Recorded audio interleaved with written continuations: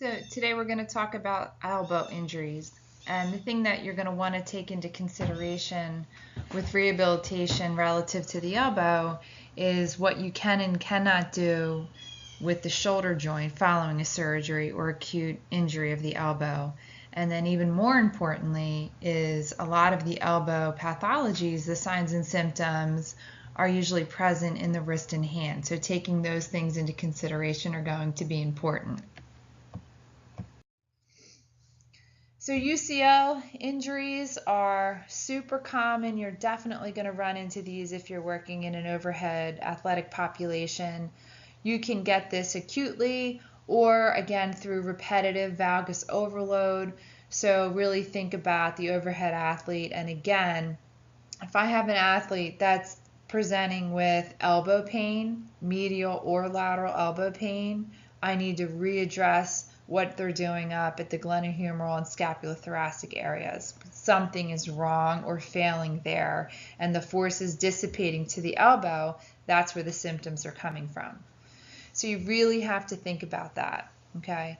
Adolescents tend to be at greater risk because their biomechanics are usually incorrect and we don't monitor their pitch count and the other activities that they're doing, outside of throwing a baseball, for example. So for a UCL injury, if it's a chronic injury, this is a tough one because I think if you read 10 articles about rehabilitation for a UCL injury, 5 of them would say immediately treat them with surgery, and the other 5 would say treat them conservatively. So I think it's a patient by patient discussion with the physician and really taking into consideration, is it an acute injury? Is it because of chronic overload? What's the age of the athlete? How much longer are they going to be participating? So there's nothing black and white about this injury. Okay, so we want to try to rehabilitate them and treat them conservatively, but again, depending upon all those factors I just said, you just really never know. The bigger concern is the symptoms that are presented. So obviously they'll have palpable pain over the UCL, but because of the location of the UCL in relation to the ulnar nerve, that also tends to be a pretty big issue in treatment. So for conservative treatment, we really want to obviously remove them from their sport, okay? Looking at different types of anti-inflammatories, how long they rest, again, that could be a heated argument amongst a million different people. But what we do know is if it's because of a chronic injury, okay, we do know that we're going to need to work on glenohumeral strengthening, right, posterior cuff strengthening, and the scapula, okay. So when they're resting, usually for a UCL, they're put into what we call a posterior splint, and that'll help with the UCL repair or healing, and also trying to just take some slack off that ulnar nerve. So after our period of immobilization, which again is debatable, we want to work on improving range of motion. So range of motion at the wrist first, right? And then range of motion at the elbow. So again, if I'm in a splint and there's no contraindication to doing gripping, right? Hand motion, and then followed by intrinsic or gripping strength tasks, holding onto a stress ball, whatever it may be. We want to try to integrate that as soon as we can, okay? And that gripping task coupled with elevation in an acute stage is pretty helpful for all these different elbow injuries that I'm talking about. So when we start to work on improving strength, we really want to work on elbow flexion and extension, but we also want to work on, the wrist flexors. And so I'm going to leave it up to you as to why. Why would I want to work my wrist flexors if I have a UCL injury? So I'm going to leave that to you to think about. If we talk about surgical repair, which is a little bit of a safer road for collegiate athletes or professional athletes, this is something that, again, will immobilize doing a posterior splint. Will really kind of follow the same protocol that I just talked about. But again, remember, we want to sort of limit activities or actions around the graft. So we're not going to do any bicep work, we're not going to do pronation and supination, and we're not going to do external rotation at the shoulder. Okay, so we wait quite a long time to do those, again, because of the anatomic location of the UCL. So following surgery, we begin range of motion around week 2. Again, the splint is a range of motion splint, so we limit it from 30 to 100 degrees. And then from there, we're going to, again, do 5 degrees of flexion, 10 degrees of extension each week until we get to that full range of motion. We don't really want to start passive range of motion until about week 4, okay? And again, my extension is what I really want to focus on, okay? Kind of similar to the knee, right? We try to avoid the extensor lag at the knee, okay? So our whole range of motion goal, we should try to have full range of motion by 7 weeks. When we look at improving strength, strength at the elbow begins at week 4, give or take, but we can certainly start strengthening tasks pretty soon after their surgery related to improving grip strength. And then we can start with isometric, very mild wrist extension, very mild wrist flexion. Again, you have to be careful with the wrist flexors, okay? So then we start to, we can start to do isotonic shoulder exercises by week 4, but again, you can't throw a dumbbell in their hand, so it's going to be done with manual resistance or any kind of resistance, obviously above the elbow. And again, making sure we're not doing any external range of motion at the shoulder. By week 9, usually by then, we can start to work eccentric elbow flexion and extension. We'll start to integrate in some diagonal patterns. We'll start to incorporate weight-bearing tasks, okay, for balance, co-activation, and then progress to plyometrics from there. So again, by week 11, hopefully, we can start to do some controlled throwing activities, but we'd really initiate a throwing program at week 14. Okay, so again, if it's an overhead athlete that has this, we really want to focus on the biomechanics, scapular strength when we can, external rotation strength, right, posterior cuff strengthening, and then followed by endurance, okay? Because again, that's probably the reason why they ended up with a UCL injury to begin with. So criteria for full return, it's usually by week 26. You have throwing athletes back. The younger the athlete, the more conservative that time frame is going to be, okay?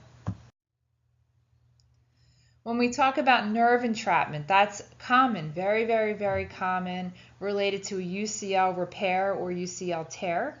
So a lot of times with the UCL repair, they will have residual problems with their ulnar nerve, and they end up having to get an ulnar nerve transposition done. So they take the ulnar nerve surgically and they move it to the anterior portion of the elbow, and that usually fixes it. But it's annoying, okay, for the athlete. So we really want to try to avoid that at all costs if we can, although sometimes it's unavoidable. So how do athletes get nerve entrapment? Usually it's through direct trauma or another type of injury, okay, especially an injury to the static structures at the elbow. Any kind of traction type of mechanism of injury would also cause that. And then obviously what we continue to talk about is that repetitive motion over time. So ulnar nerve entrapment at the cubital tunnel, super common, super common. I had about 7 or 8 athletes that had ulnar nerve entrapment because of repetition. Medial nerve entrapment, usually that is really thinking about, again, overuse, compression. Usually it's compression under the ligament of Struthers, believe it or not. So really looking at, do I have an inflammatory response going on where my medial nerve is? And then the last one, radial nerve entrapment. Okay, so thinking about here, radial tunnel syndrome. So usually here with radial tunnel syndrome, I won't have any motor weakness, but I have this nerve pain on the radial side during the radial distribution. If I have a posterior interosseous nerve compression, I'll present with motor weakness but no pain. And they're tricky because they'll have the motor weakness, they don't have the radicular typical signs and symptoms, so you're sort of thinking almost a herniated disc up in the C-spine. So tricky. These nerve entrapments are tricky to figure out really where the root of the problem is. So looking at signs and symptoms for all three nerve entrapments, really it's going to go back to the dermatome and myotome distribution of each. So rehabilitation concerns, when we're treating nerve, you have to really be cognizant of your pain modality choice, making sure that whatever modality you use doesn't exacerbate the symptoms. So we're doing a lot of neural gliding techniques, and the big thing is treating the inflammation, treating the root of where the problem is. And for most of them, it will be with a posterior splint, okay, at the very least at night. And if it's ulnar, well, really for all the nerves, the posterior splint could be at the elbow and then also at the wrist, okay. Looking at mechanics, what things are exacerbating the symptoms. But here, this is an itis condition. So really correcting only the range of motion deficits that the athlete presents with and only the strength deficits that the athlete presents with. Okay, so when you think about nerve entrapment, once they get through the inflammatory phase and we kind of calm that down, that's what we want to start to think about. And so here we want to focus on nerve mobility, so doing some neural tension gliding techniques. So if they were to have surgery, usually after about a week of splinting, they'll start to do very gradual range of motion tasks, and they'll start to work on isometric exercises relative to grip strength, and then progress to wrist, and then progress to elbow. So again, it's the same kind of strength progression that we have done all the way through up until this point. So again, usually within 12 weeks, they're back. If it's an ulnar nerve transposition, athletes have gone back a little bit quicker than that as well. So you just have to think about the athlete, the position they play, so forth and so on. So medial and lateral epicondylitis. Probably your more common itis conditions that you're going to deal with in the athletic training room. When we deal with medial epicondylitis, so that's the little leaguer's elbow or the golfer's elbow. So that's repetitive trauma, chronic eccentric overload to the pronator teres and wrist flexors. Okay, a lot of times with medial epicondylitis, they could present with ulnar nerve symptoms because of the location relative to anatomy. When we talk about lateral epicondylitis, it's the same thing, right? Repetitive microtrauma, eccentric overload to fatigue, but now we're dealing with the wrist extensors and supinators. And lateral epicondylitis has the nickname of tennis elbow, right? If you review that from upper extremity. So again, it's an itis concern. So thinking about the biomechanical implications, any kind of equipment contributions to injury is going to be important. If it's just straight up overuse, thinking about, modifying their activity. So in the beginning, the whole goal is to obviously reduce pain, reduce inflammation, right? So once I get that done, it really goes back to the mechanism. What's the contributing mechanism? Is it improper equipment? Is it because I'm just doing it too much? Is it because I have eccentric fatigue of whatever the muscle group is? So it's easy to get rid of the pain and inflammation, but it's trickier to sort of address where the problem was coming from. So because it's an itis, right, we're going to decrease pain, right? Decrease pain and inflammation initially. And then, because it's an overuse issue, we want to reignite the inflammatory phase, doing some cross friction massage, however you want to do that. Eccentric overloading, like we talked about with the patella, talking about those types of things, that would be important. But again, it's an itis, so we have an imbalance. So now we're only improving range of motion where we have restriction. We're only improving strength where we have weakness. Relative to strength, we want to think about how we're going to progress. So usually with strengthening, we can start with concentric, progress to eccentrics, and then we have to progress to endurance tasks, individual muscle endurance tasks. This is going to be very important. And then for balance relative to the itis conditions, making sure that we're doing our balance tasks. Again, all elbow balance tasks should be performed with slight elbow flexion. So here just are some guidelines which you should already know, okay? But if it's for medial epicondylitis, we really want to work on ranges of motion in extension and supination. They're going to be your more painful ranges of motion, and then working strength with your flexor and pronator group. Now, because of the nickname, right, Little Leaguer's elbow, we really need to work on the posterior shoulder and the scapula. And then also, one of the signs and symptoms, if you recall, for medial epicondylitis is reduction in grip strength. So really working and focusing on intrinsic strength, right, particularly for grip, is going to be really important.